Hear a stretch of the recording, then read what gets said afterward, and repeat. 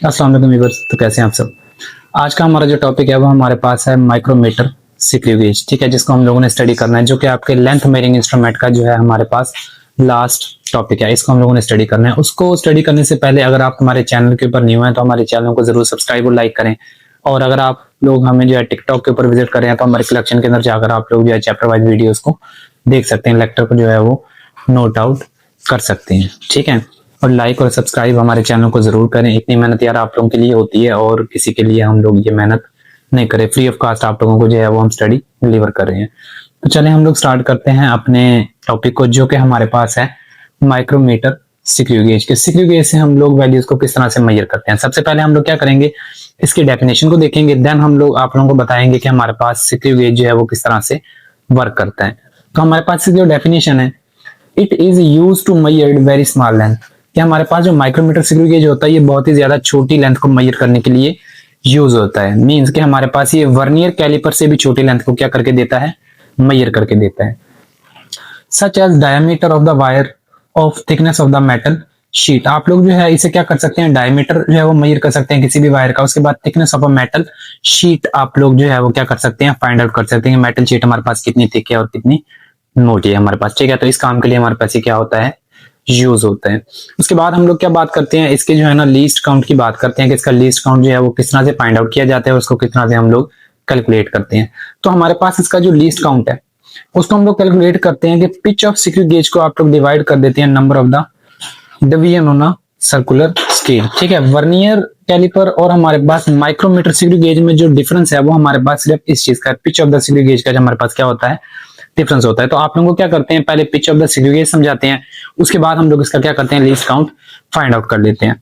तो ये आपको फिगर नजर आ रही होगी जो कि हमारे पास है स्क्रू गेज की। ठीक है, आप जूम कर जो है इसको देख सकते हैं। पहले हम लोग इसके जो है ना सारे इंस्ट्रूमेंट जो हमारे पास चीजें यूज हुई हैं वो हम लोग देख लेते हैं। एक हमारे पास क्या होता है, इसके अंदर यू शेप फ्रेम होता है। ठीक है, इसके अंदर हमारे पास एक एनवल होती है जो कि हमारे पास फिक्स होती है। उसके बाद एक स्पैंडल होता है। अब ये जो स्पैंडल होता है हमारे पास वो मूवेबल होता है, ये आगे और पीछे की तरफ क्या कर सकता है, मूव कर सकता है। इजीली आप लोग इसको मूव करवा सकते हैं, आगे मूव करवा सकते हैं और आप लोग इसको पीछे की तरफ मूव करवा सकते हैं। उसके बाद हमारे पास इसका एक मेन स्केल होता है, इसको आप लोग क्या बोलते हैं, मेन स्केल का नाम देते हैं, जिसके ऊपर हमारे पास 0 से एंड ऑनवर्ड जो है वो वैल्यूज राइट ऑन होती है जो कि मिलीमीटर के अंदर होती है। इसको हम लोग इंडेक्स लाइन का भी क्या देते हैं, नाम देते हैं। और नीचे से अगर हम इसको देखें तो ये बिल्कुल फ्लैट होता है तो हम लोग इसको स्लीव का भी नाम दे देते हैं। तो स्लीव और मेन स्केल हमारे पास सेम एक ही चीज होती है। उसके बाद हमारे पास इसके अंदर आता है सर्कुलर स्केल। जो आपका सर्कुलर स्केल होता है ना, इसके ऊपर जो रीडिंग होती है वो या तो समटाइम आपको 0 से 50 तक मिलती है या समटाइम हमें 0 से 100 तक मिलती है। तो हमने यहाँ पर जो स्क्रू गेज यूज किया है वो 0 से 50 मीटर तक का हमारे पास ये जो डिवीजन है हमारे पास वो कितनी है, 50 है। उसके बाद हमारे पास टिम्बल होता है और हमारे पास एक रैचिट होता है। ठीक है, अब ये जो रैचिट है इसको आप लोग क्या कर सकते हैं, क्लॉकवाइज और एंटी क्लॉकवाइज क्या करवा सकते हैं, रोटेट करवा सकते हैं, जिससे आपका स्पैंडल आगे और पीछे की तरफ क्या करेगा, मूव करना स्टार्ट कर देगा। ओके, ये हमारे पास ऐसी सभी चीजों के नाम होते हैं। अब हमने ये देखना है कि pitch of the screw gauge हमारे पास क्या है। आपने क्या करना है, इस रैचेट को पकड़ना है और पकड़ने के बाद क्या करवाना है, रोटेट करवाना है। आप थिम्बल से भी करवा सकते हैं, चाहे तो आप रैचेट से करवा लें चाहे आप थिम्बल से करवा लें। हमें इसे मूव करवाना है तो हम लोग देखेंगे कि ये जो स्पैंडल है वो आगे की तरफ मूव करना स्टार्ट कर देगा। और हमारे पास इसको तब तक आपने मूव करवाना है जब तक आपका स्पैंडल आपके एनवल से जाके क्या ना कर जाए, टच ना कर जाए। जैसे ये टच करेगा हमारे पास क्या होगा कि आपका जो स्क्रू गेज है वो टिक टिक की आपको जो है ना आवाज देगा, जहां से हमें ये पता चलता है कि आपका स्क्रू गेज जो है वो कंप्लीटली क्या हो चुका है, टाइटेबल हो चुका है। मजीद ये हमारे पास टाइट नहीं होगा। ठीक है, तो उस टाइम हम लोगों ने क्या देखना है कि इसके स्पैंडल के आगे मूव करने की वजह से आपके पास ये जो सर्कुलर स्केल है वो भी क्या करेगा, आगे की तरफ मूव करेगा। जब ये फुली क्लोज हो जाएगा उस टाइम मेरे पास सर्कुलर स्केल जो है वो बिल्कुल कहां पे होगा, 0 के पास में होगा। अगर मैं इसकी वैल्यूज को देखूंगा तो आपको 0 जो है वो बिल्कुल हल्का सा जो है वो नजर आ रहा होगा। ठीक है, मतलब कि कंप्लीटली ये बाइंड अप नहीं होगा, 0 आपको स्मॉल सा जो है वो हमारे पास क्या आएगा, नजर आएगा। ठीक है, अब हमने क्या करना है, हमने इस सर्कुलर स्केल की जो है कंप्लीट एक रोटेशन करनी है। अब मैं क्या करूंगा, जैसे इसकी रोटेशन करूंगा ये बैकवर्ड डायरेक्शन में क्या करेगा, मूव करेगा। और मूव करने के बाद जब कंप्लीट अपनी एक रोटेशन कंप्लीट करेगा तो आपके पास ये जो स्केल है यहाँ पर, ये स्केल बिल्कुल आपके पास कहां पे आएगा, इस रेड लाइन के पास आएगा, क्योंकि ये तो 0 से ऑनवर्ड 0 1 2 3 4 5 6 एंड सो ऑन, ये मेरे पास है 1। ठीक है, तो 1 के दरमियान में हम लोगों ने एक लाइन लगाई हुई है जो कि मेरे पास ये लाइन है। तो आपका जो सर्कुलर स्केल है वो कहां पे होगा, आपके पास इस लाइन के ऊपर होगा। 0 और 1 से दरमियान हमारे पास जो डिफरेंस है वो कितने का आएगा, 0.5 का आएगा, क्योंकि मेरे पास ये 1 का हाफ है, क्योंकि ये 1 0 और 1 के दरमियान में लाई करता है। तो आपका सर्कुलर स्केल जो है बिल्कुल आपके पास इस चीज के नजदीक होगा। तो मेरे पास एक रोटेशन जो है वो कितने की होगी, 0.5 मिलीमीटर की होगी हमारे पास। ठीक है, इसी चीज को आप लोग क्या कहते हैं, pitch of the screw gauge कहते हैं। कि जब आपका स्क्रू गेज जो है वो एक कंप्लीट रोटेशन कंप्लीट करता है तो वो हमारे पास क्या होती है, उसकी पिच होती है। आई होप सो आप लोगों को जो है pitch of the screw gauge समझ आया होगा। अब हम लोगों ने क्या करना है, इसका लीस्ट काउंट कैलकुलेट करना है। तो हमारे पास pitch of the screw gauge मैंने अभी आपको बताया कि वो हमारे पास कितनी होगी, 0.5 मिलीमीटर होगी। तो ये मेरे पास हो गया 0.5 मिलीमीटर। और नंबर ऑफ डिवीजन हमारे पास कितनी है, 50। जब 0.5 को 50 के ऊपर डिवाइड करेंगे तो ये हमारे पास 0.01 मिलीमीटर आ जाएगा। ठीक है, तो ये हमारे पास क्या निकल आएगा, लीस्ट काउंट। मींस के हमारे पास जो माइक्रोमीटर स्क्रू गेज है वो इतनी छोटी वैल्यू को क्या करके दे सकता है, मेजर करके दे सकता है। अब ये तो मेरे पास एक एमसीक्यूज का आपका पॉइंट हो गया। उसके बाद अगर आपसे वो बोले कि इसी चीज को आप लोग किस चीज में मेजर करके दें, सेंटीमीटर के अंदर मेजर करके दें, तो आपने क्या करना है, 0.01 मिलीमीटर जो है, मिली को आपने चेंज करना है।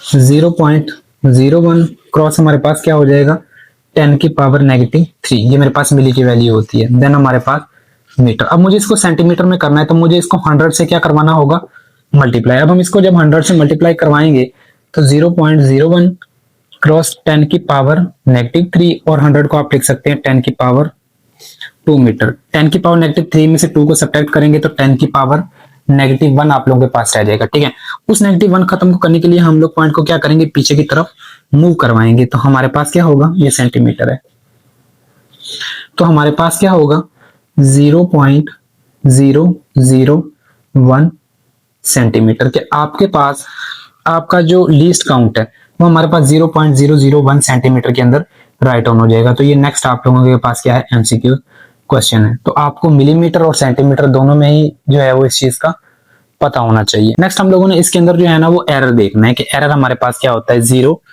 एरर। अब देखें, आप वीडियो को जो है ना वो जूम कर भी देख सकते हैं। तो आपने क्या करना है, ये हमारे पास मेन स्केल है जो कि हमारे पास ये है,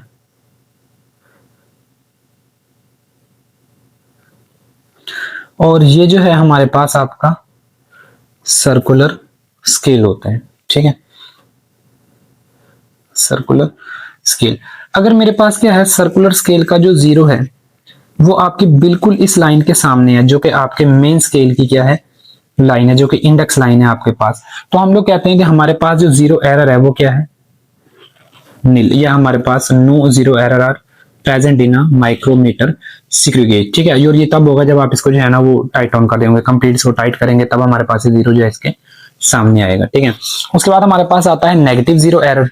अब -0 एरर हमारे पास क्या होता है, जब आप क्या करें, इसको कंप्लीटली जो है वो टाइट कर दें और हमारे पास वैल्यू कुछ इस तरह से आए कि आपके पास ये जो है क्या है, मेन स्केल, और ये हमारे पास सर्कुलर स्केल है। आपकी मेन स्केल की लाइन के सामने कौन सी वैल्यू आ जाए, 30, और 0 किस तरफ चला जाए, ऊपर की तरफ चला जाए। तो इस टाइम हमारे पास जो 0 एरर है वो कौन सा 0 एरर है, -0 एरर है। इस एरर को आप लोगों ने खत्म किस तरह से करना है, उसको खत्म करने के लिए हम लोग यहाँ पर जो वैल्यू यूज करते हैं वो हम लोग क्या करते हैं कि नंबर ऑफ डिवीजन के अंदर से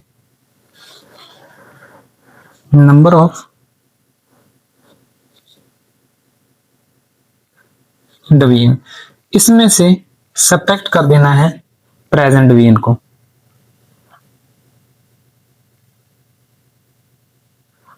ठीक है, देन आप लोगों ने क्या करना है, इसको मल्टीप्लाई करवा देना है लीस्ट काउंट के साथ। लीस्ट काउंट के साथ आप इसको क्या कर दें, मल्टीप्लाई करवा दें। तो हमारे पास क्या होगा, number of division of a circular scale हमारे पास कितनी होती है, हम लोग यहाँ पे सॉल्व कर लेते हैं।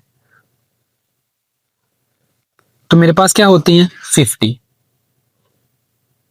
इसमें से हमें सब्ट्रैक्ट करना था जो आपके पास जो है प्रेजेंट डिवीजन आ रही है आपके इंडेक्स लाइन के सामने, वो आ रही है 30। तो इसमें से आप सब्ट्रैक्ट कर दें 30 को। जब हम लोग क्या करेंगे, इसके अंदर से 30 को सब्ट्रैक्ट करेंगे और इसके साथ मल्टीप्लाई करवाएंगे आपके जो है लीस्ट काउंट को। लीस्ट काउंट को मल्टीप्लाई करवाना है हमेशा मिलीमीटर के अंदर।